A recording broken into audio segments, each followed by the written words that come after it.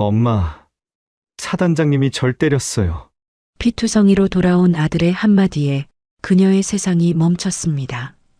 백수라며 무시하던 사돈, 그가 바로 아들을 폭행한 원스타 장군이었죠.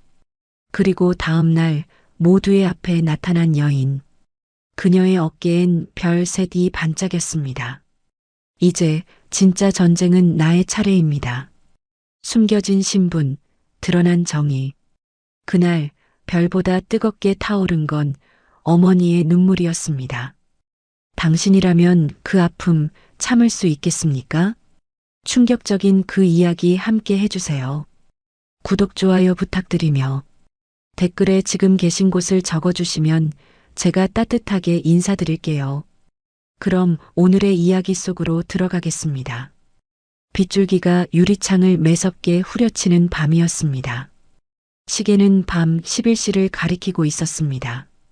박정숙은 주방에서 설거지를 하다 말고 창밖을 바라봤습니다. 불길한 예감이 가슴 한편을 짓눌렀습니다. 아들 윤태주는 오늘 부대 회식이 있다며 늦는다고 연락했습니다. 하지만 이렇게 늦을 줄은 몰랐습니다. 여보, 태준이한테 연락 한번 해봐요. 옆에서 남편 윤상호가 걱정스러운 목소리로 말했습니다. 박정숙이 막 휴대폰을 들려는 순간이었습니다. 버스 정류장 쪽에서 누군가의 그림자가 비틀거리며 다가오고 있었습니다. 저기 누가 오는데? 윤상호도 창가로 다가왔습니다. 두 사람은 동시에 숨을 멈췄습니다. 가로등 불빛 아래 드러난 모습은 충격 그 자체였습니다.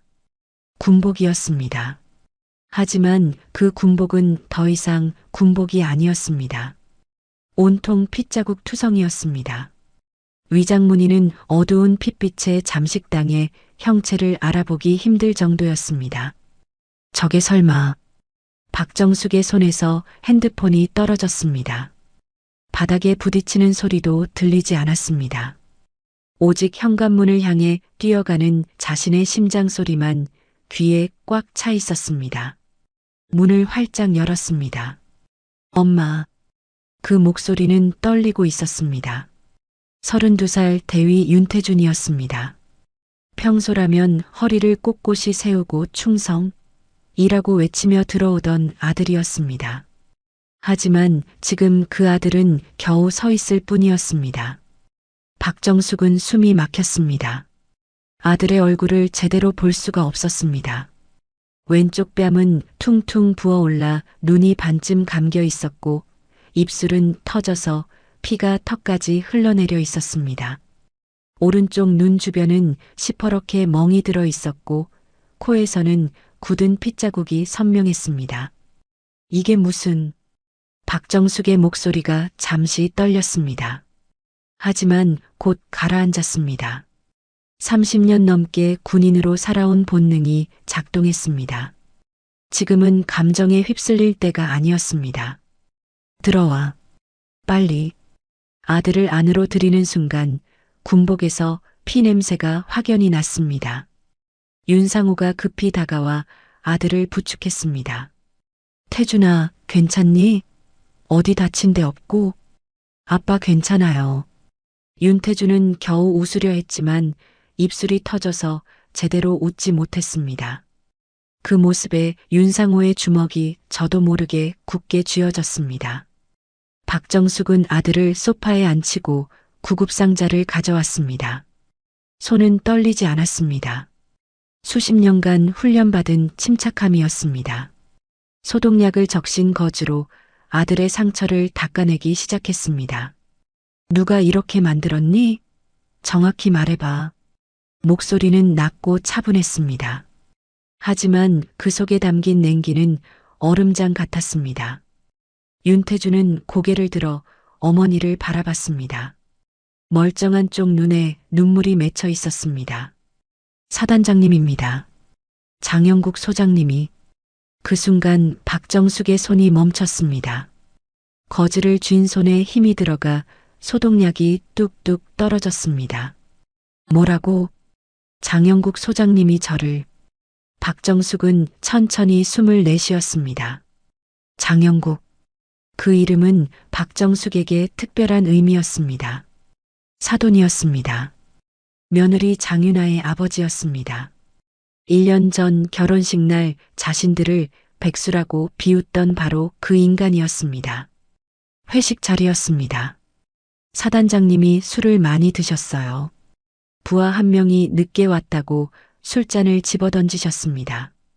그 부하가 겁에 질려서 꿇어앉았어요. 저는 견딜 수가 없었습니다. 윤태준의 목소리가 떨렸습니다. 그래서 제가 말했습니다. 장군님, 부하도 사람입니다. 이렇게 대하시면 안 됩니다라고요. 그랬더니 윤태준은 말을 잇지 못했습니다. 박정숙이 조용히 물었습니다. 그랬더니 사위 주제에 건방지다고 하시면서 술잔을 제 얼굴에 던지셨습니다.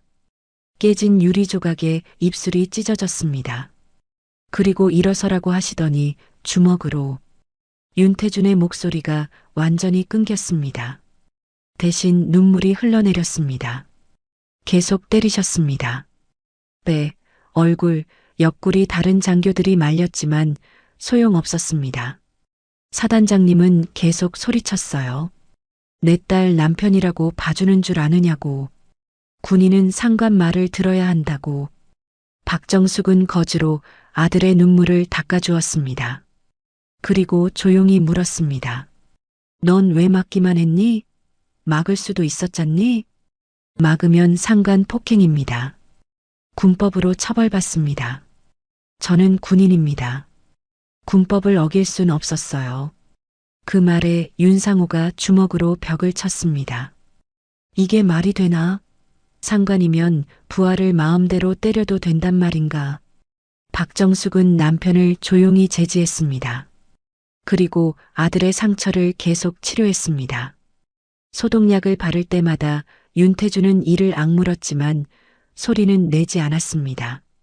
엄마, 저 어떻게 해야 할까요? 내일 부대 복귀해야 하는데. 윤태준의 목소리는 절망적이었습니다.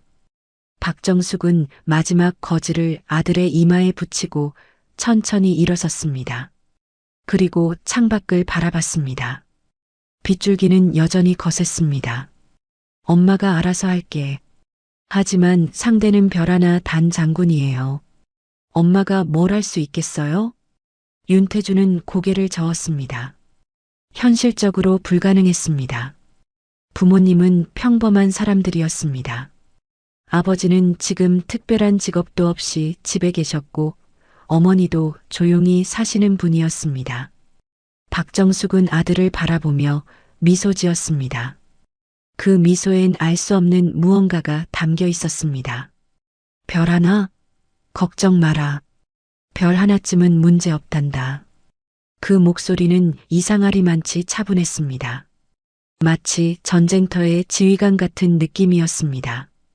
윤상호도 아내를 바라봤습니다.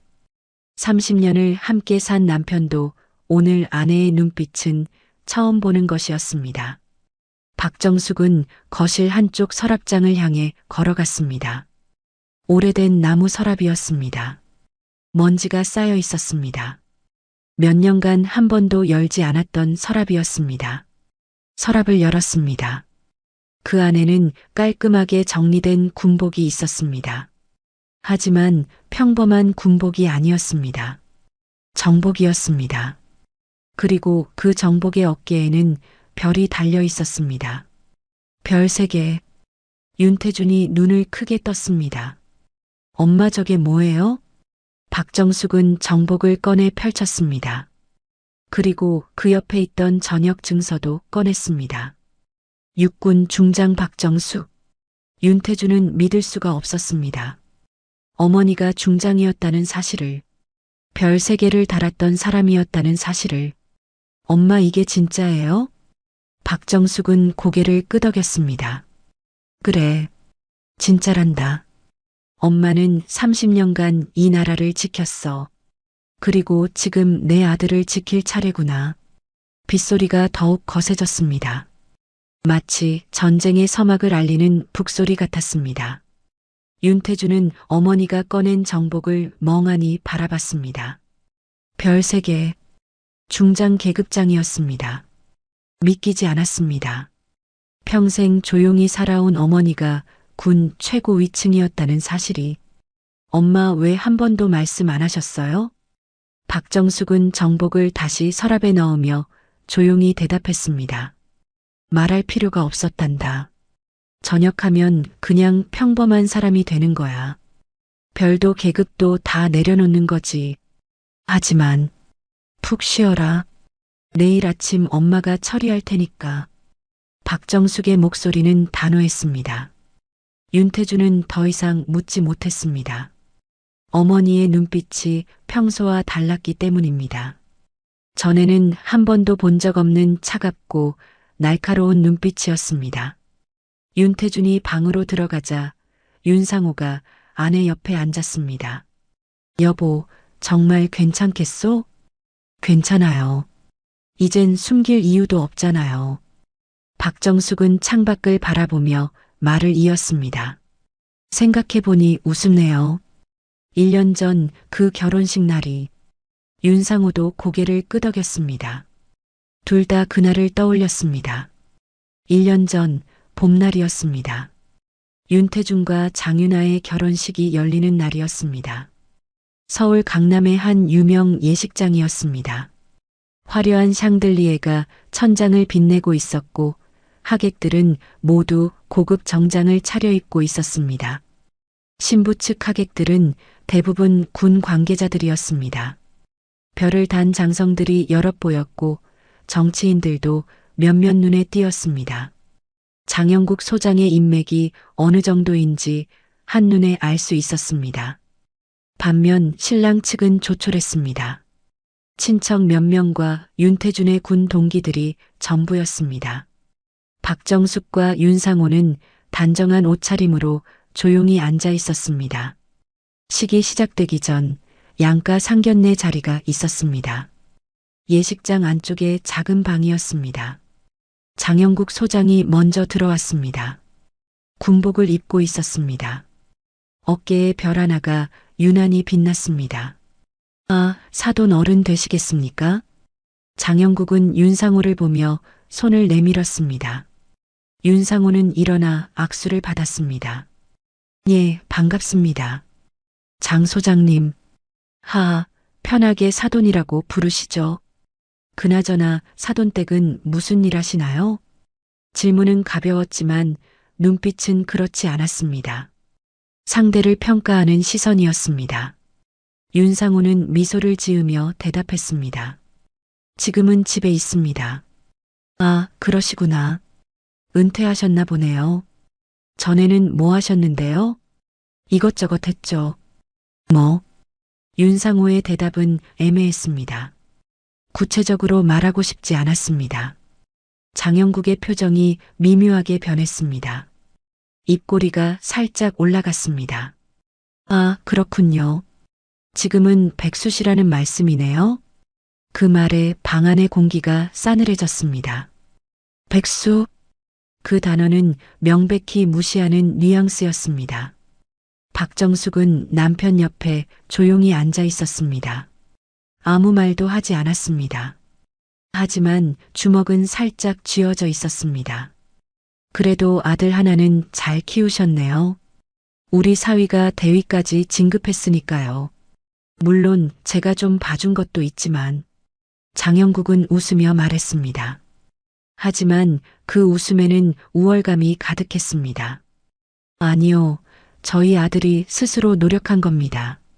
박정숙이 처음으로 입을 열었습니다. 목소리는 차분했지만 단단했습니다. 그렇게 생각하시면 좋죠.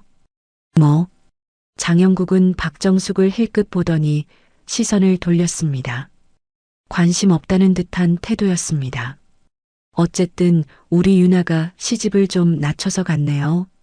원래는 집안이 비슷한 곳으로 보내려 했는데 애가 워낙 좋다고 해서요.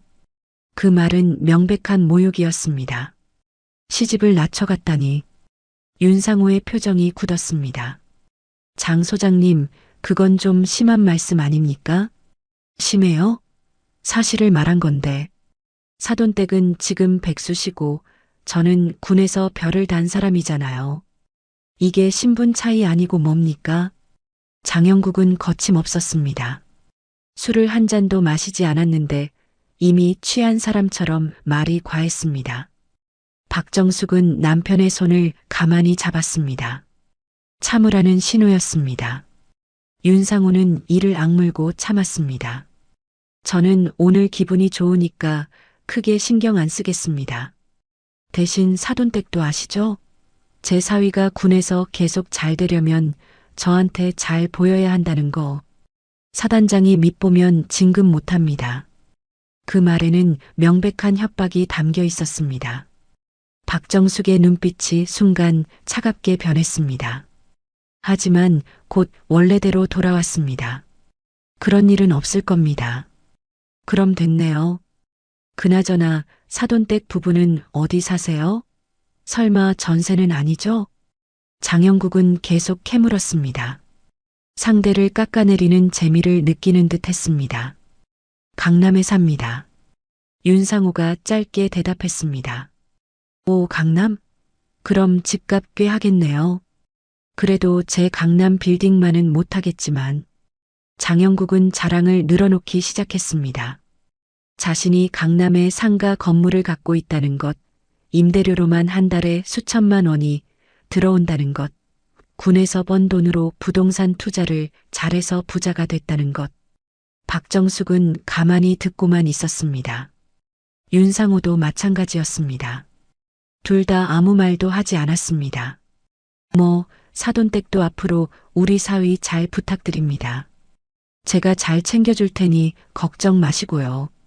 장영국은 마지막으로 한 번 더 비웃는 듯한 미소를 지었습니다. 그리고 방을 나갔습니다. 방에는 박정숙과 윤상우만 남았습니다. 잠시 침묵이 흘렀습니다. 여보. 윤상우가 아내를 바라봤습니다. 박정숙은 창밖을 보며 조용히 말했습니다. 괜찮아요. 저런 사람들 군에 많이 봤어요. 하지만 너무 심했소. 백수라니. 우리를 완전히 무시하잖소. 무시당하는 게 뭐 어때요? 우린 진실을 알잖아요. 박정숙의 목소리는 담담했습니다. 저 사람은 몰라요. 자기가 비웃는 그 백수 사돈이 누군지, 자기보다 별이 2개나 더 많은 상관이었다는 걸. 박정숙은 미소를 지었습니다. 하지만 그 미소는 차가웠습니다. 그리고 남편분도 몰라요. 백수 아니라 강남의 건물 4채 굴리는 건물주라는 걸. 윤상우도 씁쓸하게 웃었습니다. 언젠가 알게 되겠죠. 언젠가가 아니라 곧이에요. 아주 곧. 박정숙의 눈빛이 단단해졌습니다.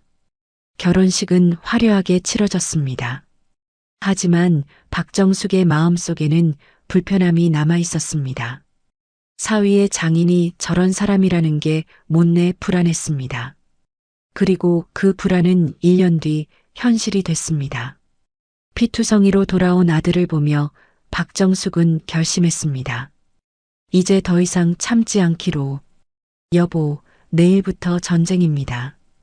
박정숙은 남편에게 말했습니다. 상대는 별 하나. 그리고 우린? 별 셋이죠. 빗소리가 그쳤습니다. 고요한 밤이었습니다. 하지만 폭풍 전야의 고요함이었습니다. 다음 날 아침 윤태주는 여전히 침대에 누워 있었습니다. 몸 곳곳이 쑤셨습니다. 거울을 볼 용기가 나지 않았습니다. 눈을 감으면 어젯밤 그 끔찍한 순간들이 다시 떠올랐습니다. 사흘 전이었습니다. 부대 회식이 있던 날이었습니다. 장소는 부대 근처 고깃집이었습니다. 사단장 주간 회식이라 모든 참모들과 대대장급 이상 장교들이 참석했습니다. 총 20명 정도 되는 인원이었습니다. 장영국 소장은 상석에 앉아 있었습니다. 이미 소주를 몇 병 비운 상태였습니다. 얼굴이 붉게 달아올라 있었고 목소리는 점점 커지고 있었습니다. 자, 오늘은 내가 쏜다. 실컷 먹어. 장영국이 소리치자 장교들이 일제히 대답했습니다. 감사합니다, 사단장님. 분위기는 겉으로 보기엔 화기애애했습니다. 하지만 테이블 아래에서는 모두가 긴장하고 있었습니다. 장영국 소장의 회식은 언제나 위험했습니다. 술에 취하면 성격이 돌변하는 걸 모두가 알고 있었기 때문입니다. 김대령, 장영국이 옆에 앉은 참모를 불렀습니다. 예, 사단장님. 너 요즘 훈련 결과가 왜 이 모양이냐? 우리 사단이 전체에서 꼴찌야, 꼴찌. 죄송합니다. 더 노력하겠습니다. 노력? 노력은 무슨, 정신을 못 차리니까 그렇지. 장영국은 소주잔을 집어들더니 김대령 앞에 내려쳤습니다. 탕! 소리와 함께 소주가 튀었습니다. 원샷! 지금 당장! 김대령은 떨리는 손으로 소주병을 들어 잔을 가득 채웠습니다. 그리고 단숨에 들이켰습니다. 이미 과음한 상태였지만 거부할 수 없었습니다. 윤태주는 그 광경을 지켜보며 불편했습니다. 이건 회식이 아니었습니다. 권력을 이용한 가혹행위였습니다. 박소령, 이번엔 다른 장교가 호명됐습니다. 예, 너 지난번 보고서 왜 그따위로 써왔어? 내가 다시 쓰라고 했지? 예, 죄송합니다. 수정해서 다시 올리겠습니다. 수정, 지금 당장 여기서 써. 장영국은 휴대폰을 박소령에게 던졌습니다. 박소령은 황급히 받았지만 당황한 표정이었습니다. 여기서요? 그래, 여기서. 회식 중에도 일을 생각해야 진짜 군인이지. 말도 안 되는 요구였습니다. 하지만 아무도 반박하지 못했습니다. 윤태주는 주먹을 꽉 쥐었습니다. 참아야 했습니다. 하지만 점점 더 힘들어졌습니다. 1시간쯤 지났을까요?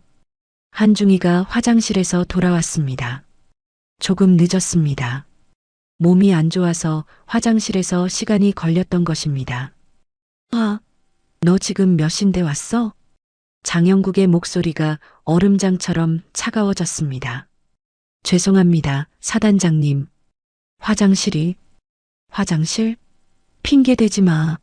사단장 회식에서 자리 비우는 게 말이 돼? 정말 죄송합니다.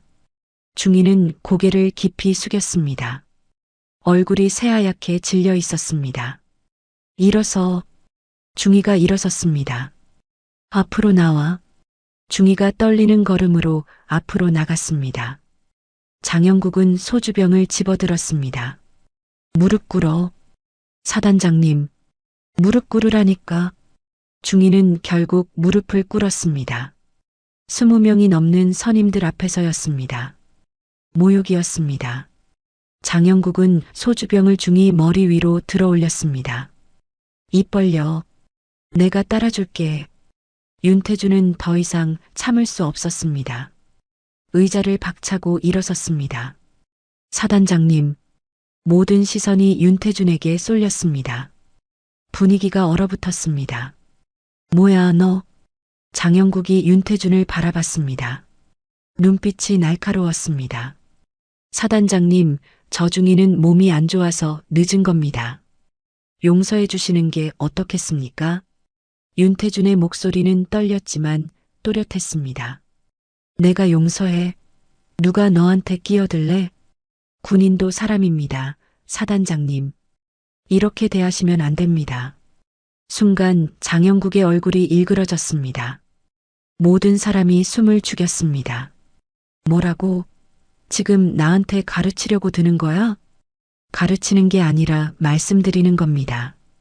부하도 존중받아야 합니다. 존중? 내 부하를 내가 어떻게 대하든 내 마음이야.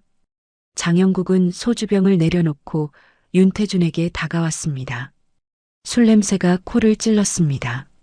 너 혹시 내 사위라고 봐줄 거라고 생각했어? 윤태준은 대답하지 않았습니다. 사위 주제에 건방지긴. 군대에선 계급이 전부야. 나한테 대드는 게 어떤 건지 보여줄게. 장영국은 갑자기 손을 들었습니다. 그리고 윤태준의 뺨을 후려쳤습니다. 찰싹? 소리가 식당 전체에 울렸습니다. 윤태준의 고개가 옆으로 꺾였습니다. 뺨이 화끈거렸습니다. 사단장님, 누군가 말리려 했지만 장영국은 멈추지 않았습니다. 입 닥쳐. 내가 내 사위 교육하는데 누가 끼어들어? 장영국은 소주잔을 집어들더니 윤태준의 얼굴에 던졌습니다. 유리잔이 이마에 부딪히며 깨졌습니다. 날카로운 조각이 입술을 긋고 지나갔습니다. 피가 흘렀습니다. 일어서. 윤태준은 이를 악물고 일어섰습니다. 도망칠 수도 있었습니다. 하지만 그러면 군인으로서 명예가 무너지는 것이었습니다. 너 같은 놈이 내 딸 남편이라니. 내가 미쳤었어. 주먹이 날아왔습니다. 배에 꽂혔습니다. 윤태준은 숨이 막혔습니다. 하지만 쓰러지지 않았습니다. 맞아도 싸. 상관한테 대드는 놈은 이래야 해. 또 주먹이 날아왔습니다. 이번엔 얼굴이었습니다. 눈 주변에 맞았습니다. 시야가 흐려졌습니다. 사단장님, 그만하십시오. 참모 한 명이 일어나 말렸습니다. 비켜. 장영국은 참모를 밀쳤습니다. 그리고 계속 윤태준을 때렸습니다. 얼굴, 배, 옆구리. 가리지 않았습니다. 윤태준은 맞으면서도 생각했습니다. 반항하면 상관 폭행죄였습니다. 군법회의에 넘겨지는 것이었습니다. 그러면 군 생활은 끝이었습니다. 그래서 윤태준은 그냥 맞았습니다. 맞고 또 맞았습니다. 이게 군대야. 이게 계급이야. 사위라고 봐주는 거 없어. 장영국은 숨을 헐떡이며 마지막으로 윤태준의 뺨을 때렸습니다. 윤태준은 바닥에 쓰러졌습니다. 오늘 일은 아무도 말하지 마.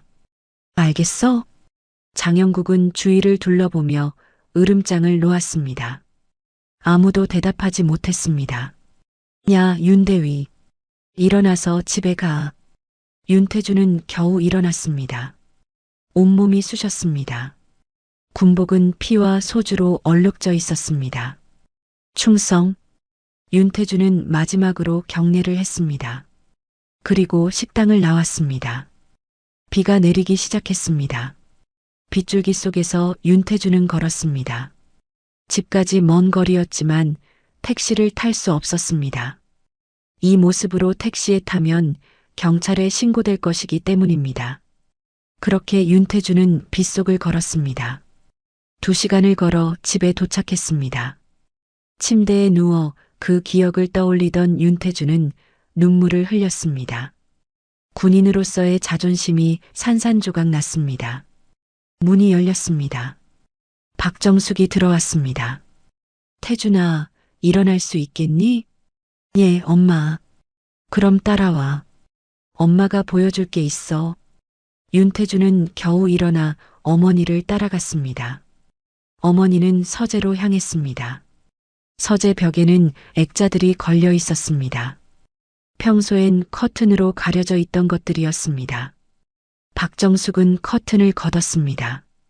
그곳에는 사진들이 있었습니다. 군복을 입은 박정숙의 모습이었습니다. 어깨에 별이 달려 있었습니다. 별 하나, 별 둘, 그리고 별셋. 엄마 이게 다.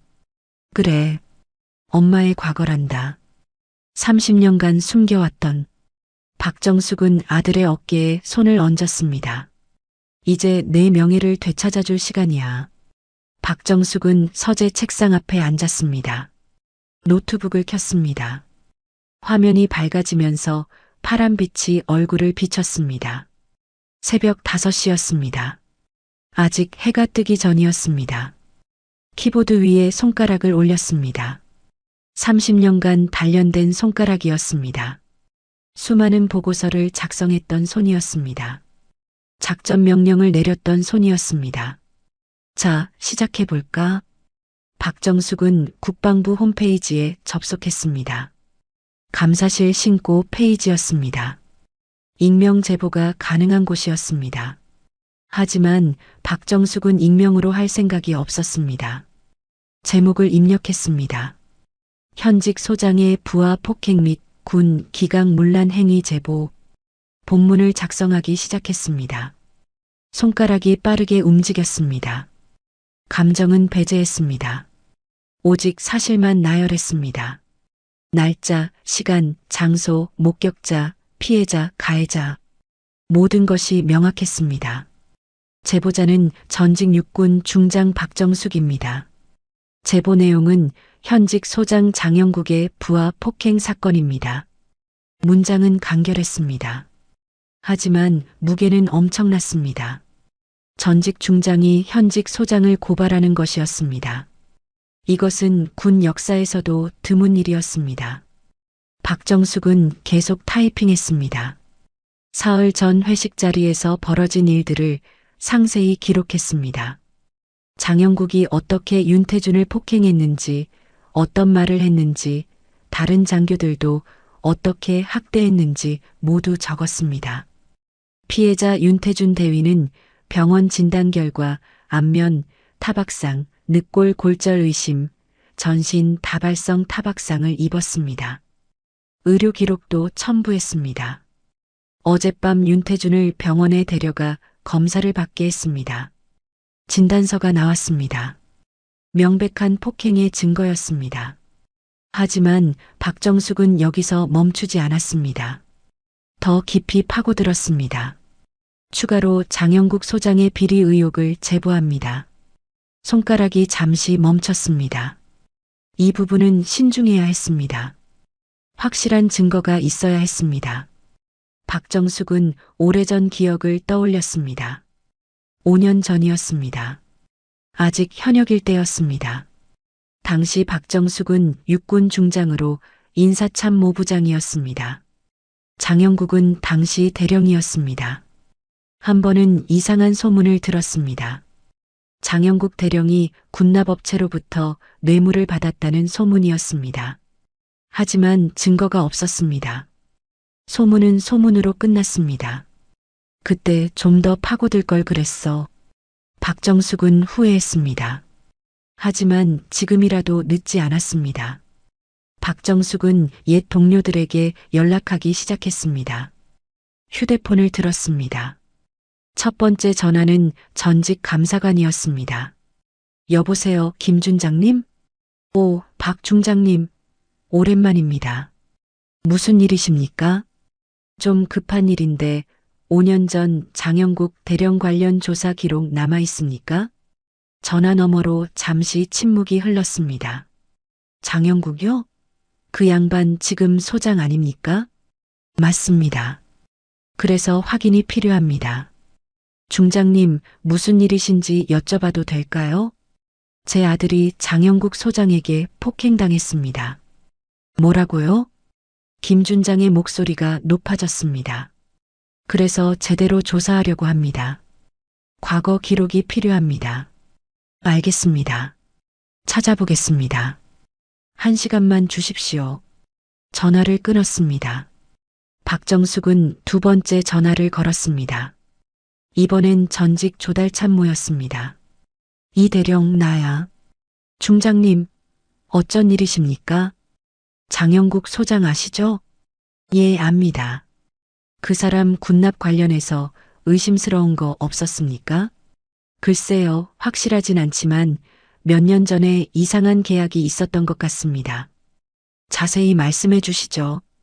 모 업체가 정상 가격보다 2배 비싸게 물품을 납품했습니다.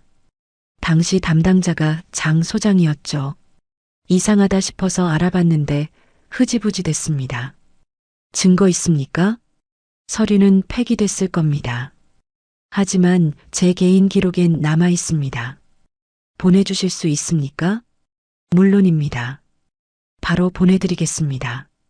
세 번째, 네 번째, 다섯 번째 전화를 이어갔습니다. 박정숙의 인맥은 광범위했습니다. 30년간 군에서 쌓은 네트워크였습니다. 1시간 뒤 이메일이 도착하기 시작했습니다. 김준장이 보낸 5년 전 조사 기록이었습니다. 이 대령이 보낸 의심스러운 계약서 사본이었습니다. 다른 사람들이 보낸 증언들이었습니다. 박정숙은 모든 자료를 정리했습니다. 폴더를 만들었습니다. 파일명을 입력했습니다. 장영국 소장 비리 증거 자료집. 총 50개의 파일이었습니다. 문서, 사진, 녹취록까지 있었습니다. 완벽한 증거였습니다. 이 정도면 충분해. 박정숙은 모든 파일을 제보서에 첨부했습니다. 그리고 마지막 문장을 적었습니다.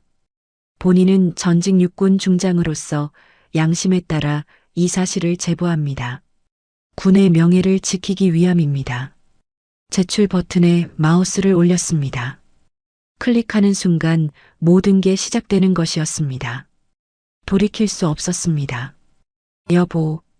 뒤에서 윤상호의 목소리가 들렸습니다. 박정숙이 돌아봤습니다. 정말 괜찮겠소? 괜찮아요. 아니, 괜찮아야죠. 장 소장이 가만히 있지 않을 텐데. 그럴수록 좋죠. 발버둥 칠수록 더 깊이 빠지는 겁니다. 박정숙은 다시 화면을 향했습니다. 그리고 마우스를 클릭했습니다. 제출 완료. 화면에 메시지가 떴습니다. 되돌릴 수 없었습니다. 이제 시작이에요. 박정숙은 의자에서 일어났습니다. 창밖을 바라봤습니다. 해가 떠오르고 있었습니다. 붉은 아침 햇살이 하늘을 물들이고 있었습니다. 엄마. 윤태준이 방에서 나왔습니다. 얼굴에 붓기는 조금 가라앉았지만 여전히 멍이 선명했습니다. 잘 잤니? 예, 그런데 엄마 정말 신고하신 거예요? 응, 방금 제출했어. 윤태준의 얼굴이 창백해졌습니다. 엄마, 이러시면 안 돼요. 제가 감당할게요. 내가 감당할 일이 아니란다. 이건 군 전체의 문제야. 박정숙은 아들의 어깨를 잡았습니다. 태준아, 군인의 명예는 계급으로 지키는 게 아니야. 정의로 지키는 거란다. 하지만 걱정 마. 엄마를 믿어. 박정숙의 눈빛은 단단했습니다. 흔들림이 없었습니다. 휴대폰이 울렸습니다. 낯선 번호였습니다. 박정숙은 전화를 받았습니다. 여보세요? 박정숙 중장님이십니까? 그렇습니다. 국방부 감사실입니다. 제보 확인했습니다. 내일 오전 10시에 감사실로 출석해 주시기 바랍니다. 알겠습니다. 전화가 끊겼습니다. 박정숙은 미소 지었습니다. 빠르네. 역시 중장 출신의 제보는 무게가 다른가 봐. 윤상호가 물었습니다. 이제 어떻게 되는 거요? 조사가 시작되겠죠. 그리고 장영국한테도 곧 연락이 갈 겁니다. 복수가 시작되는 거군요. 복수가 아니에요. 정의예요. 박정숙은 창밖을 보며 중얼거렸습니다. 별 하나 단자의 오만함이 어떻게 무너지는지 보여줄 시간이야. 아침 햇살이 점점 더 밝아졌습니다. 새로운 하루가 시작되고 있었습니다. 그리고 장영국에겐 악몽의 시작이었습니다. 사흘이 지났습니다. 박정숙이 국방부 감사실에 출석한 지 사흘째 되는 날이었습니다. 조사는 철저했습니다. 감사관들은 박정숙이 제출한 모든 자료를 검토했습니다. 증거는 확실했습니다. 의심의 여지가 없었습니다. 국방부는 즉시 장영국 소장을 조사 대상으로 지정했습니다. 보직 해임 조치가 내려졌습니다. 사단장 직위에서 물러나야 했습니다. 사실상 군 생활의 끝을 의미했습니다. 오후 3시였습니다. 주요 방송사들이 일제히 속보를 내보냈습니다. 속보입니다. 현직 육군 소장이 부하 장교 폭행 및 군납비리 혐의로 검찰 조사를 받게 됐습니다. 뉴스 앵커의 목소리는 단호했습니다. 화면에는 장영국의 얼굴이 크게 비쳤습니다. 모자이크 처리가 됐지만 군복 사진이라 누군지 알 수 있었습니다. 피해자는 소장의 사위로 알려진 윤태준 대위입니다.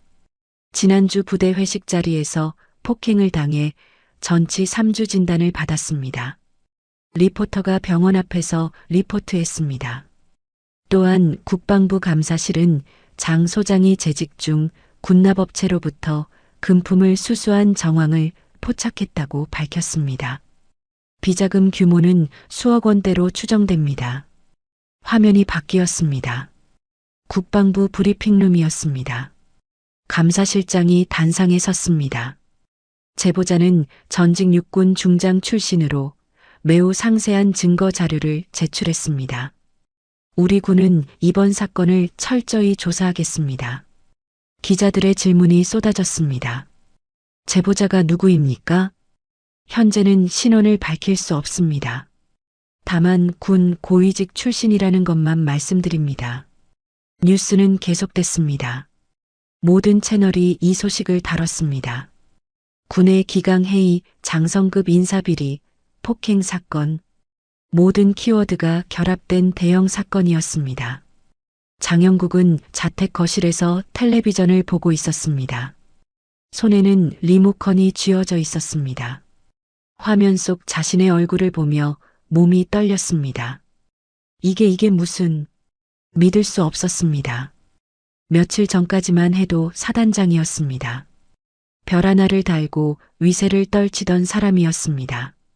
그런데 지금은 범죄자 취급을 받고 있었습니다. 여보, 뉴스 봤어요? 아내가 급히 거실로 뛰어왔습니다.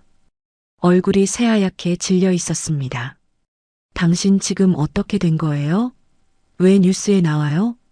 나도 모르겠어. 갑자기 국방부에서 연락 와서 조사받으러 오래. 장영국은 리모컨을 소파에 던졌습니다. 누가 고발한 거야? 도대체 누가? 그러게요. 뉴스에서 전직 중장이래요. 중장이 왜 당신을? 그 순간 장영국의 머릿속에 한 사람이 떠올랐습니다. 설마 박정숙? 누구요 그게? 사돈이야. 윤태준 어머니. 그 백수 사돈이요? 말도 안 돼요. 그 사람이 무슨 중장이에요? 장영국도 고개를 저었습니다. 말이 안 됐습니다. 결혼식 때 본 박정숙은 평범한 주부였습니다. 조용하고 소심해 보였습니다. 중장이라는 건 있을 수 없었습니다. 휴대폰이 울렸습니다. 국방부였습니다. 장영국 소장님, 내일 오전 9시까지 출석하십시오. 불응시 강제 조사합니다. 전화는 일방적으로 끊겼습니다. 장영국은 휴대폰을 바닥에 내던졌습니다. 액정이 깨졌습니다. 미쳤어.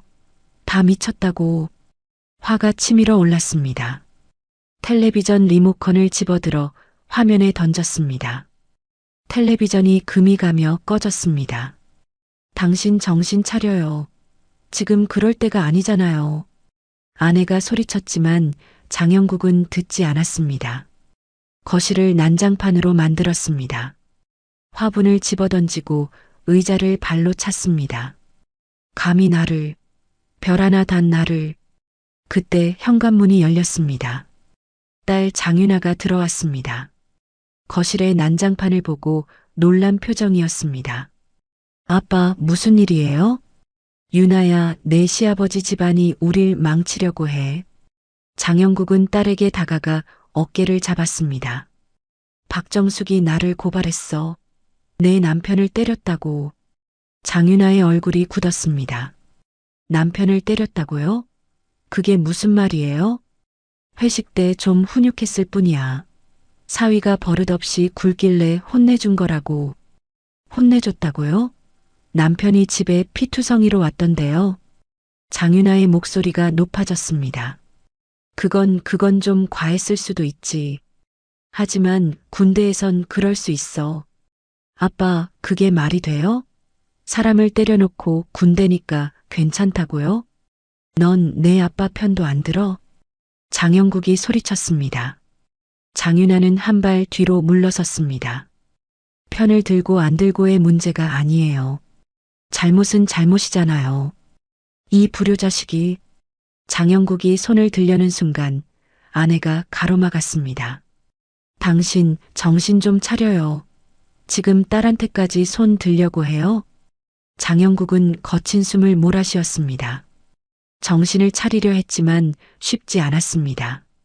장윤아는 눈물을 흘리며 집을 나갔습니다. 현관문이 쾅 닫히는 소리가 울렸습니다. 이튿날 아침 박정숙은 정복을 꺼냈습니다. 오랜만에 입는 군복이었습니다. 거울 앞에 섰습니다. 정복을 입고 모자를 썼습니다. 어깨에 별 3개가 빛났습니다. 잘 어울리시네요. 윤상우가 뒤에서 말했습니다. 오랜만이라 어색해요. 하나도 안 어색해 보이는데요. 역시 장군님은 장군님이시네요. 박정숙은 미소 지었습니다. 그리고 시계를 봤습니다. 오전 10시였습니다. 기자회견 시간이네요. 국방부는 긴급 기자회견을 열었습니다. 이례적으로 제보자가 직접 나서는 자리였습니다. 박정숙이 요청한 것이었습니다.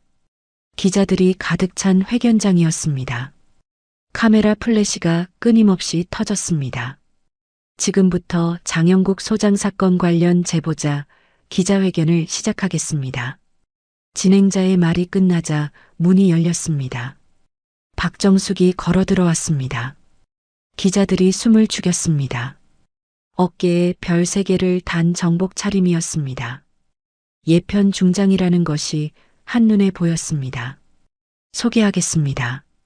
전직 육군 중장 박정숙입니다. 박정숙은 단상에 올라 마이크 앞에 섰습니다. 떨림은 없었습니다. 수십 년간 수많은 회의를 주재했던 경험이 있었습니다. 저는 30년간 대한민국 육군에서 복무한 박정숙입니다. 오늘 이 자리에 선 이유는 한 가지입니다. 군의 명예를 지키기 위함입니다. 목소리는 차분했지만 힘이 있었습니다. 장영국 소장은 제 아들을 폭행했습니다. 상관이라는 이유로, 사단장이라는 권력으로 무고한 부하를 때렸습니다. 이것은 명백한 범죄입니다. 기자들이 받아 적기 시작했습니다. 또한 재직 중 군납비리에 연루된 정황이 있습니다. 저는 모든 증거를 국방부에 제출했습니다. 박정숙은 카메라를 똑바로 바라봤습니다.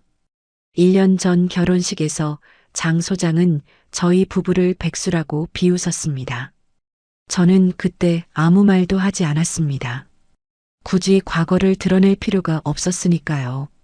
잠시 멈췄다가 이어갔습니다. 하지만 제 아들이 피투성이로 돌아왔을 때 깨달았습니다. 침묵은 더 이상 미덕이 아니라는 것을, 이제는 말해야 할 때라는 것을. 박정숙은 서류 한 장을 들어 올렸습니다. 이것은 제 전역증입니다. 육군 중장으로 30년간 복무하고 명예롭게 전역했습니다. 별 3개를 달았던 사람입니다. 회견장이 술렁였습니다. 백수라고 무시받던 사람이 중장이었다니 상상도 못한 반전이었습니다. 권력은 사람을 위해 있는 것이지 사람을 짓밟기 위해 있는 게 아닙니다. 장영국 소장은 이것을 망각했습니다. 박정숙은 마지막으로 말했습니다. 저는 아들의 어머니로서 그리고 전직 군인으로서 이 자리에 섰습니다. 정의는 반드시 승리합니다. 기자회견이 끝났습니다. 뉴스는 실시간으로 이 장면을 보도했습니다. 온 나라가 떠들썩했습니다. 장영국은 텔레비전 화면 속 박정숙을 보며 무너졌습니다. 중장 별색, 다리에 힘이 풀렸습니다. 주저앉았습니다. 백수라고 무시했던 사람이 별 3개를 단 중장이었습니다. 자신보다 2계급이나 높은 상관이었습니다. 끝났어, 다 끝났어. 장윤아는 친정집 앞에 서 있었습니다. 문을 두드릴 용기가 나지 않았습니다. 어제 아버지와 싸우고 나온 뒤 남편 집에서 하루를 보냈습니다. 시어머니의 기자회견을 텔레비전으로 봤습니다. 충격이었습니다. 시어머니가 중장이었다니. 1년간 함께 명절을 보내고 밥을 먹으면서도 전혀 몰랐습니다. 조용하고 다정한 분이라고만 생각했습니다. 나는 뭘 한 거지? 장윤아는 자책했습니다. 결혼 초기 시댁을 무시했던 기억이 떠올랐습니다. 아버지의 말을 그대로 믿었습니다. 백수 집안이라고, 형편이 어렵다고, 딸이 시집을 낮춰갔다고. 그래서 장윤아도 시댁을 무시했습니다. 명절 때 선물을 작은 것으로 준비했습니다. 시부모님께 말을 함부로 했습니다. 남편에게도 차갑게 대했습니다. 내가 정말 나쁜 사람이었어. 눈물이 흘렀습니다. 뒤늦게 후회가 밀려왔습니다. 현관문이 열렸습니다. 어머니가 나왔습니다. 윤아야, 거기서 뭐해? 들어와. 엄마. 장윤아는 어머니를 따라 집 안으로 들어갔습니다. 거실은 여전히 어질러져 있었습니다. 어제 아버지가 부순 물건들이 그대로였습니다. 아빠는요? 방에 계셔. 어제부터 나오지도 않으시고 밥도 안 드셔. 어머니의 목소리는 지쳐 있었습니다. 장윤아는 아버지 방 앞에 섰습니다. 문틈으로 소리가 들렸습니다. 전화 통화하는 소리였습니다. 어떻게든 막아야 해. 변호사 알아봐. 돈은 얼마든지 줄 테니까. 다급한 목소리였습니다. 장윤아는 가슴이 아팠습니다. 저렇게까지 발버둥 치는 아버지가 측은했습니다. 하지만 동시에 화도 났습니다. 잘못을 인정하지 않는 모습이 답답했습니다. 장윤아는 방으로 돌아왔습니다. 어릴 적 자주 놀던 방이었습니다. 책상 위에는 학창시절 사진들이 놓여 있었습니다. 행복했던 시절의 기억이었습니다. 서랍을 열었습니다. 오래된 일기장이 있었습니다. 펼쳐봤습니다. 아빠는 내 영웅이야. 멋진 군인이야. 나도 아빠처럼 멋진 사람이 되고 싶어. 초등학교 때 쓴 일기였습니다. 장윤아는 웃음이 나오다가 울음이 터졌습니다. 언제부터 변한 거지? 아빠도 나도. 장윤아는 방을 나와 아버지 서재로 향했습니다. 평소에는 들어가지 못하는 곳이었습니다. 아버지가 철저히 금지했습니다. 문을 열었습니다. 넓은 서재였습니다. 책장 가득 군사학 서적이 꽂혀 있었습니다. 책상 위에는 서류들이 쌓여 있었습니다. 장윤아는 책상 서랍을 열기 시작했습니다. 무언가 있을 거라는 직감이 들었습니다. 아버지가 그렇게 숨기고 싶어 하는 것이 첫 번째 서랍, 일반 서류들이었습니다.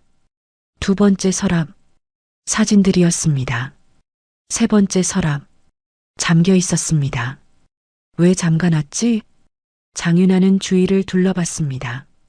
열쇠가 어딘가 있을 것입니다. 책상이 펜꽂이를 뒤졌습니다. 작은 열쇠가 있었습니다. 열쇠를 꽂았습니다. 돌렸습니다. 찰칵. 서랍이 열렸습니다. 그 안에는 노트 한 권이 있었습니다. 표지에는 아무것도 쓰여 있지 않았습니다. 펼쳐봤습니다. 숫자들이 빼곡했습니다. 날짜, 금액, 업체명, 모든 게 정리돼 있었습니다. 이건 비자금 장부. 장윤아의 손이 떨렸습니다. 아버지가 받은 돈의 기록이었습니다. 5년치가 넘었습니다. 총액은 수억 원이었습니다. 아빠가 정말 믿고 싶지 않았습니다. 하지만 증거는 명확했습니다. 아버지의 필체였습니다. 아버지가 직접 쓴 것이었습니다. 노트를 계속 넘겼습니다. 마지막 페이지에는 부동산 목록도 있었습니다. 강남 상가 건물. 아버지가 자랑하던 바로 그 건물이었습니다. 이 돈으로 산 거구나. 장윤아는 노트를 덮었습니다.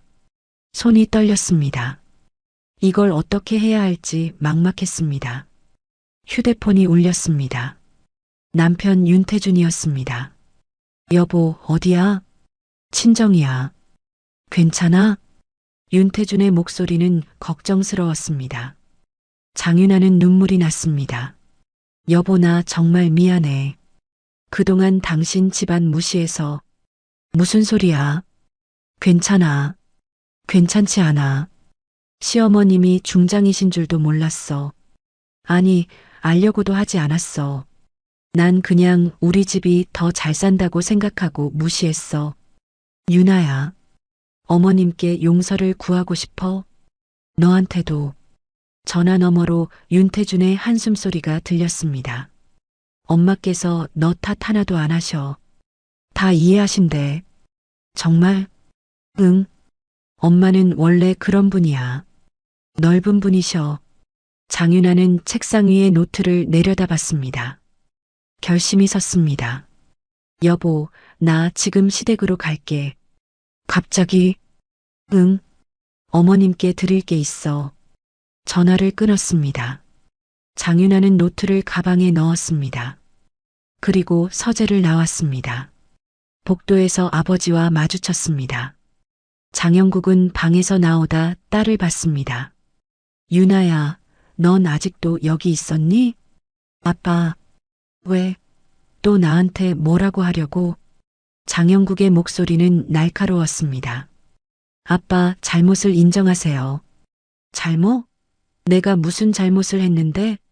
남편을 때린 것도 잘못이고 비리한 것도 잘못이잖아요. 비리? 그게 무슨 소리야? 장영국이 소리쳤습니다. 장윤아는 가방을 꼭 쥐었습니다. 저 이제 가요. 아빠, 어디 가는데? 제가 있어야 할 곳으로요. 장윤아는 아버지를 지나쳐 현관으로 향했습니다. 장영국이 뒤따라왔습니다. 유나야, 너 지금 어디 가려는 거야? 시댁이요. 뭐? 이 상황에 시댁에?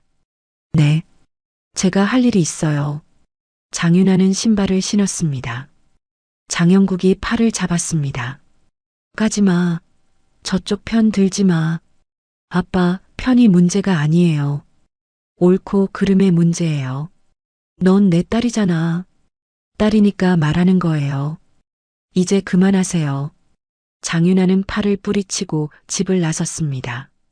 뒤에서 아버지의 외침이 들렸지만 돌아보지 않았습니다. 1시간 뒤 장윤아는 시댁 앞에 섰습니다. 초인종을 눌렀습니다. 심장이 두근거렸습니다. 문이 열렸습니다. 박정숙이었습니다. 평상복 차림이었습니다. 텔레비전에서 본 정복 모습과는 달랐습니다. 여전히 다정해 보였습니다. 어머님, 유나야, 어서 와. 박정숙은 며느리를 안으로 들였습니다. 거실에는 윤태준과 윤상호도 있었습니다. 어머님, 저 죄송해요. 장윤아는 고개를 숙였습니다. 눈물이 주르륵 흘렀습니다. 뭐가 미안하니? 그동안 무시해서요. 제대로 알려고 하지도 않고 함부로 대해서요. 박정숙은 며느리의 어깨를 토닥였습니다. 괜찮아. 다 지난 일이야. 아니에요. 괜찮지 않아요. 장윤아는 가방에서 노트를 꺼냈습니다. 그리고 박정숙에게 건넸습니다. 이게 뭐니? 아버지의 비자금 장부예요. 5년간 받은 돈이 다 기록돼 있어요. 박정숙은 노트를 펼쳐봤습니다. 윤상호와 윤태준도 다가와 봤습니다. 유나야, 이걸 왜? 국방부에 제출하세요. 이게 증거예요. 장윤아의 목소리는 떨렸지만 단호했습니다. 하지만 이건 내 아버지를. 아버지의 죄는 아버지가 치러야 해요. 그래야 끝나요. 박정숙은 며느리를 꼭 안았습니다. 정말 용기 있는 일을 했구나. 아니에요. 너무 늦었어요. 늦은 게 아니야. 지금이라도 옳은 선택을 한 거야. 박정숙은 며느리의 등을 쓰다듬었습니다. 사람은 누구나 실수해. 중요한 건 그걸 바로잡으려는 용기지. 장윤아는 시어머니 품에서 한참을 울었습니다. 박정숙은 묵묵히 안아주었습니다. 윤태준이 아내에게 다가왔습니다. 손을 잡았습니다. 고마워. 미안해, 여보. 너한테 정말 미안해. 이제 다 괜찮아. 가족이 함께 앉았습니다. 오랜만에 따뜻한 시간이었습니다. 폭풍은 지나가고 있었습니다. 박정숙은 노트를 보며 생각했습니다. 이것으로 장영국의 죄가 명확해지는 것입니다. 이제 정말로 끝이 보였습니다. 장윤아가 건넨 비자금 장부는 결정타였습니다. 박정숙은 즉시 국방부 감사실에 추가 증거로 제출했습니다. 감사관들은 충격을 받았습니다. 장영국 본인의 필체로 작성된 완벽한 증거였습니다. 이틀 뒤 국방부는 긴급회의를 열었습니다. 국방장관이 직접 주재하는 회의였습니다. 장영국 소장 건 어떻게 처리할 것인가? 파면이 마땅합니다. 증거가 명확합니다. 군 검찰에 송치하는 게 맞습니다. 모든 참석자가 동의했습니다. 이견이 없었습니다. 그날 오후 장영국에게 공문이 날아왔습니다. 등기우편이었습니다. 손이 떨리며 봉투를 뜯었습니다. 육군 소장 장영국, 직위해제 및 파면 처분 통보. 글자가 눈에 들어오지 않았습니다. 다시 읽었습니다. 여전히 믿기지 않았습니다. 파면, 나를 파면이라고? 30년 군 생활이었습니다. 소위부터 시작해 별 하나를 달기까지 피땀 흘린 세월이었습니다. 그 모든 것이 한순간에 무너졌습니다. 여보, 이제 어떻게 하죠? 아내가 울먹이며 물었습니다. 장영국은 대답할 수 없었습니다. 며칠이 지났습니다. 집에는 빚독촉 전화가 빗발쳤습니다. 변호사 선임 비용, 생활비, 각종 대출금. 감당할 수 없었습니다. 건물을 팔아야겠어. 장영국은 결심했습니다. 강남에 있는 상가 건물이었습니다. 시세로 100억 원이 넘었습니다. 그 건물만 팔면 당장 급한 불은 끌 수 있었습니다. 부동산 중개업소에 연락했습니다. 네, 장 소장님. 건물 매물로 내시겠다고요? 그래요. 빨리 처리해 주세요. 알겠습니다. 그런데 혹시 건물 등기부등본 최근에 확인하셨나요? 등기부등본? 왜요? 아니, 매물로 내시기 전에 한번 확인해 보시는 게 좋을 것 같아서요. 이상한 느낌이 들었습니다. 장영국은 서둘러 등기소 인터넷 사이트에 접속했습니다. 건물 등기부등본을 떼어봤습니다. 화면을 보는 순간 숨이 막혔습니다. 이게 뭐야? 소유자가 바뀌어 있었습니다. 본인 이름이 아니었습니다. 다른 사람 명의였습니다. 윤상호? 그 이름을 보는 순간 머리가 텅 비는 기분이었습니다. 사돈이었습니다. 그 백수 사돈이었습니다. 이럴 리 없어. 이건 착오야. 장영국은 부동산 중개업소로 직접 찾아갔습니다. 중개인이 난처한 표정을 지었습니다. 장 소장님, 말씀드리기 곤란한데요. 그 건물은 이미 3개월 전에 소유권이 넘어갔습니다. 3개월 전? 그게 무슨 소리요? 채권자가 압류 신청을 했고 경매로 넘어갔습니다. 낙찰자가 윤상호 씨였습니다. 채권자? 압류? 나는 그런 거 모르는데. 소장님께서 받으신 대출 중에 연체된 게 있었나 봅니다. 그래서 은행에서 압류를 걸었고요. 장영국은 기억을 더듬었습니다. 몇 달 전 비자금을 마련하느라 급하게 대출을 받았던 게 생각났습니다. 그런데 파면 소동으로 상환을 못했습니다. 하지만 하필 윤상호가 낙찰을 받다니 그건 우연이 아닐 겁니다. 경매 정보는 공개되니까 누구나 참여할 수 있죠. 아마 노리고 계셨던 것 같습니다. 장영국의 다리에 힘이 풀렸습니다. 의자에 주저앉았습니다. 그럼 내 건물이 이제 소장님 건물이 아닙니다. 윤상호 씨 소유입니다. 모든 게 무너졌습니다. 마지막 희망이었던 건물마저 사라졌습니다. 그것도 하필 그 백수 사돈 손에 넘어갔습니다. 만나고 싶습니다. 윤상호 씨를. 그분은 오늘 오후에 건물관리 차 오신다고 하셨습니다. 장영국은 오후까지 기다렸습니다. 시간이 너무 느리게 갔습니다. 초조함과 분노가 뒤섞였습니다. 오후 3시 건물 앞이었습니다. 장영국은 로비에서 서성이고 있었습니다. 그때 입구 문이 열렸습니다. 윤상호였습니다. 단정한 양복 차림이었습니다. 백수처럼 보이지 않았습니다.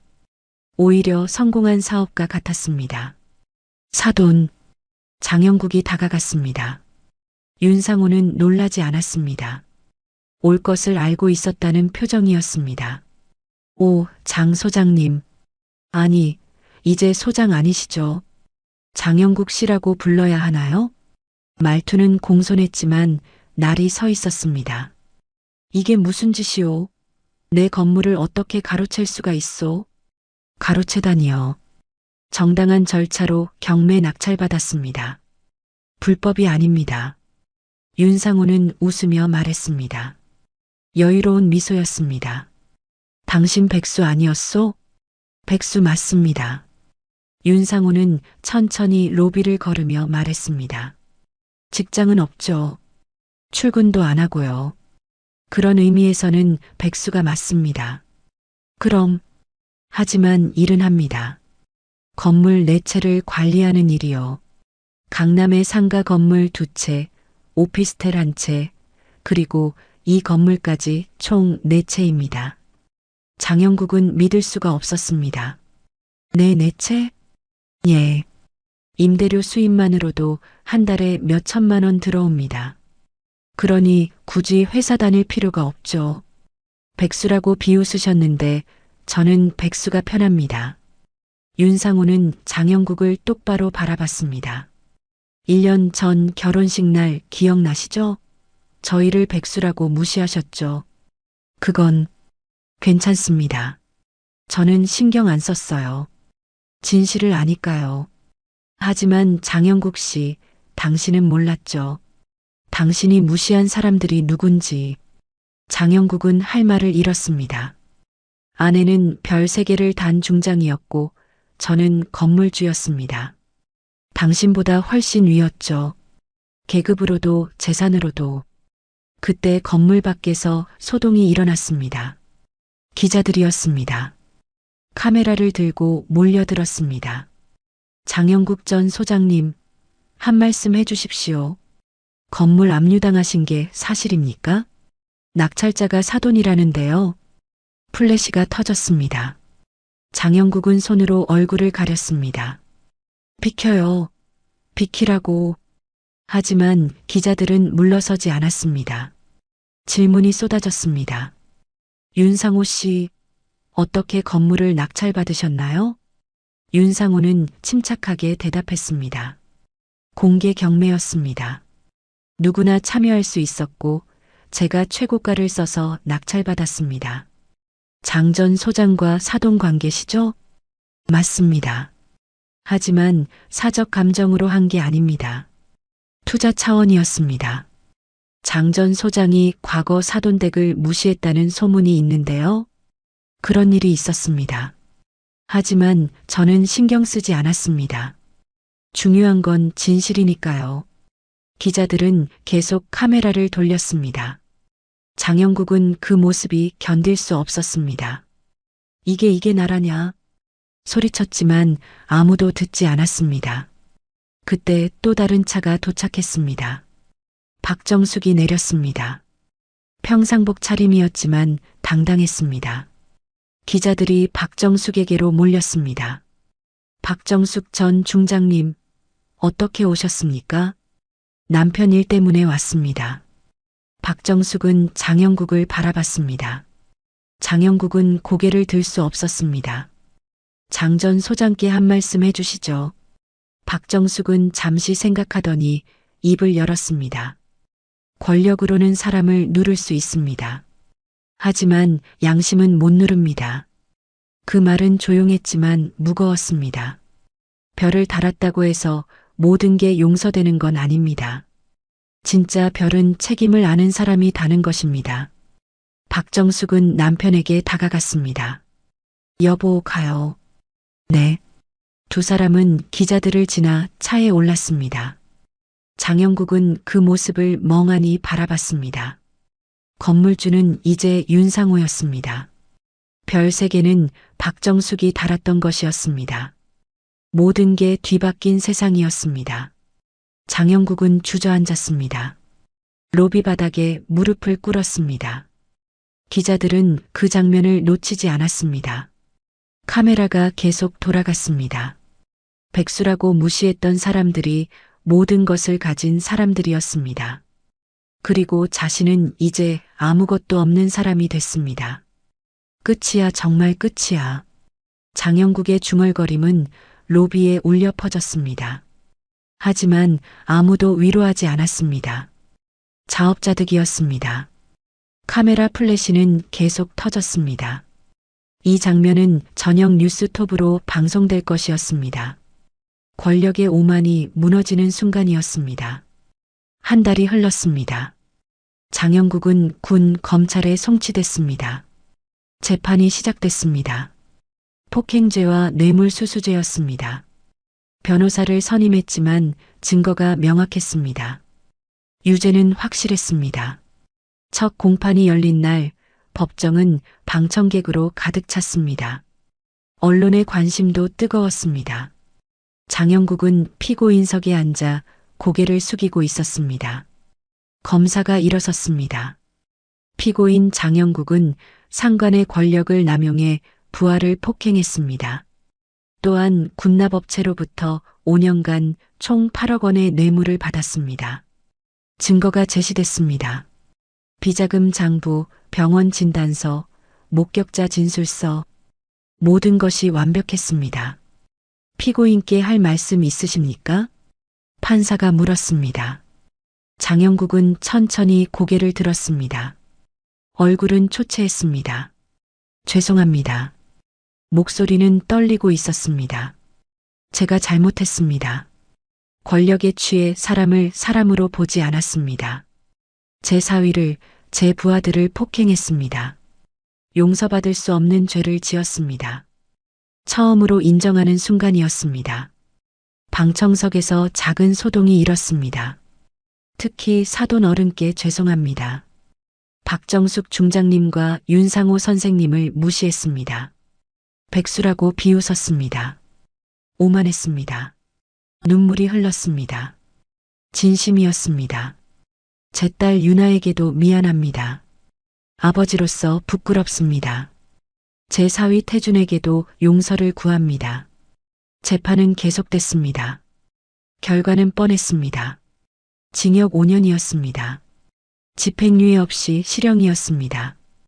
판결이 나던 날 방청석에 박정숙이 앉아 있었습니다. 끝까지 지켜봤습니다. 장영국과 눈이 마주쳤습니다. 장영국은 고개를 숙여 인사했습니다. 박정숙도 조용히 고개를 끄덕였습니다. 법정을 나서며 박정숙은 생각했습니다. 이제 끝났구나. 정의는 실현됐습니다. 하지만 기쁘지만은 않았습니다. 한 사람의 인생이 무너진 것이니까요. 며칠 뒤였습니다. 부대에서 연락이 왔습니다. 윤태준 대위의 명예회복 행사를 준비하고 있습니다. 어머님께서도 참석해 주시면 감사하겠습니다. 박정숙은 승낙했습니다. 행사 당일 아침이었습니다. 비가 내렸습니다. 봄비였습니다. 부슬부슬 내리는 가랑비였습니다. 박정숙은 오랜만에 정복을 꺼냈습니다. 별 3개가 달린 중장 정복이었습니다. 거울 앞에 섰습니다. 여전히 잘 맞았습니다. 준비됐어요? 윤상호가 넥타이를 매며 물었습니다. 응. 이제 정말 마지막이야. 이 정복 입는 거. 왜요? 잘 어울리는데. 이제 필요 없잖아. 할 일 다 했으니까. 박정숙은 미소 지었습니다. 평온한 미소였습니다. 부대 연병장이었습니다. 장교들이 도열해 있었습니다. 군악대가 대기하고 있었습니다. 하늘에서는 여전히 가랑비가 내렸습니다. 윤태준이 연병장 중앙에 섰습니다. 정복 차림이었습니다. 얼굴의 상처는 거의 나았습니다. 자세는 꼿꼿했습니다. 사열대에 박정숙이 올랐습니다. 중장 정복 차림이었습니다. 모든 장교가 격려했습니다. 차렷! 구령이 울렸습니다. 모든 장교가 일제히 자세를 바로잡았습니다. 박정숙은 천천히 윤태준에게 걸어갔습니다. 비에 젖은 연병장을 가로질렀습니다. 구두 소리만 또렷했습니다. 윤태준 앞에 섰습니다. 두 사람의 눈이 마주쳤습니다. 어머니와 아들이었습니다. 하지만 지금은 중장과 대위였습니다. 육군 중장 박정숙. 박정숙의 목소리가 연병장에 울렸습니다. 대위 윤태준의 명예 회복을 선언합니다. 윤태준의 눈에 눈물이 맺혔습니다. 대위 윤태준은 부당한 폭행을 당했으나 굴하지 않았습니다. 정의를 위해 싸웠습니다. 군인의 참된 명예를 지켰습니다. 박정숙은 가슴에 달린 훈장을 떼어냈습니다. 오래전 받은 훈장이었습니다. 이 훈장을 수여합니다. 용기 있는 군인에게 훈장을 윤태준 가슴에 달아줬습니다. 어머니의 손은 떨리지 않았습니다.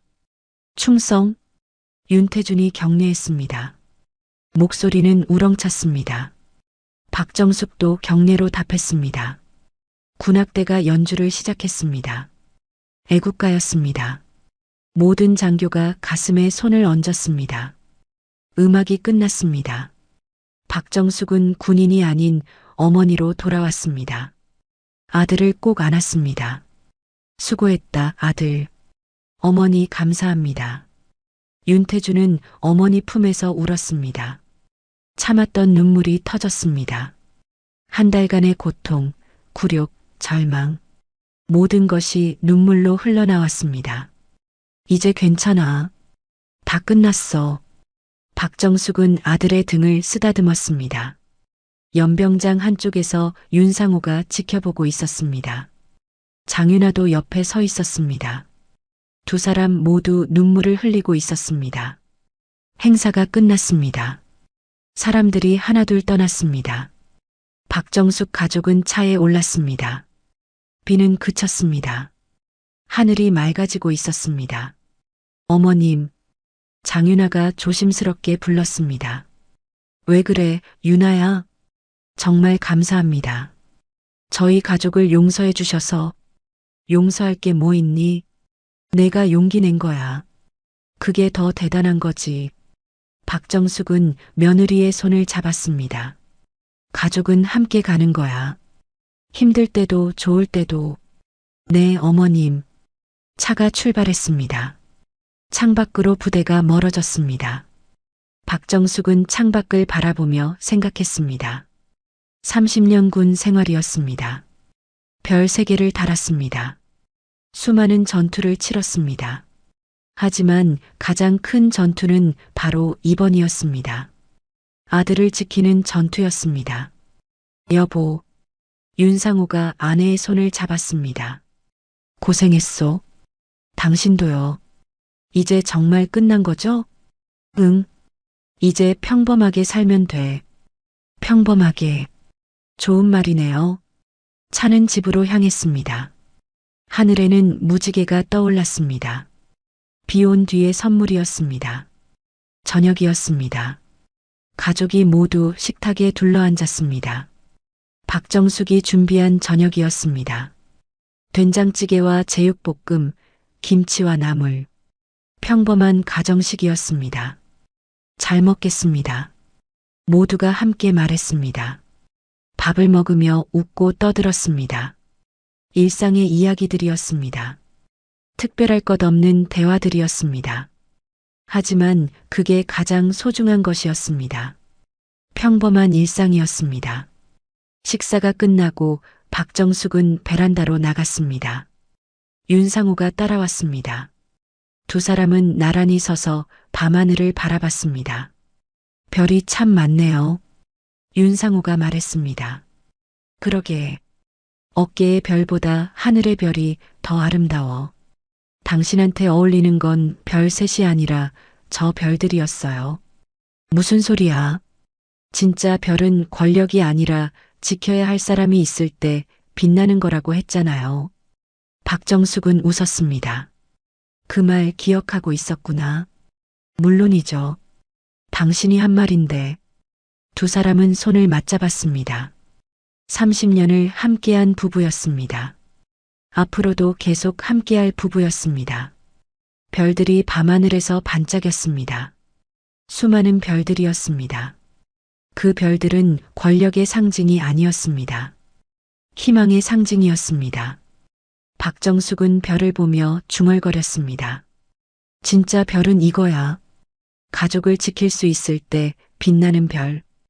윤상호는 아내를 꼭 안았습니다. 당신은 최고의 장군이었어요. 그리고 최고의 어머니고 고마워요. 집안에서 윤태준과 장윤아의 웃음소리가 들렸습니다. 행복한 소리였습니다. 평화로운 소리였습니다. 권력의 오만은 무너졌습니다. 정의의 별은 다시 빛났습니다. 그리고 가족은 함께였습니다. 이것이 진정한 승리였습니다. 달빛 인생사연 은감동 오디오북으로 인생사연과 공감 이야기를 전해드립니다. 구독과 좋아요로 더 많은 인생사연과 공감 이야기를 만나보세요. 지금 듣고 계신 장소를 댓글로 남겨주시면 제가 반갑게 인사드리겠습니다. 오늘도 함께 해주셔서 감사합니다.